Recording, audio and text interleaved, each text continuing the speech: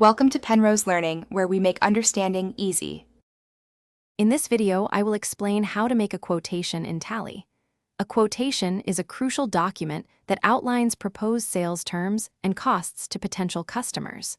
Before we dive into creating one, ensure your Tally Prime software has sales order processing enabled. This foundational step allows you to manage customer orders and track potential sales opportunities effectively. Let's get started with the initial setup. To begin creating your quotation, first navigate to the gateway of Tally.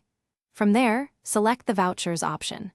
Next, press the F10 key to access other vouchers, which reveals a comprehensive list of transaction types. Here, you will select Sales Order.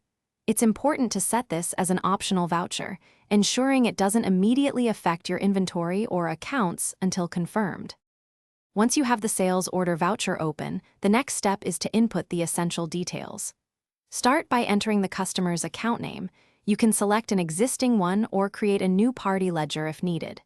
Then, proceed to add the specific products or services you are quoting. For each item, accurately specify the quantity, the unit rate, and any relevant discounts or taxes. This ensures a clear and precise offer. After all the details are entered, it's time to finalize your quotation. Remember to specify a clear validity period, perhaps 30 days, to manage expectations. Once satisfied, save the quotation by simply pressing Ctrl+A. You can then easily print a physical copy or export it as a digital document to share with your customer. This streamlined process helps you track sales opportunities and maintain professional records.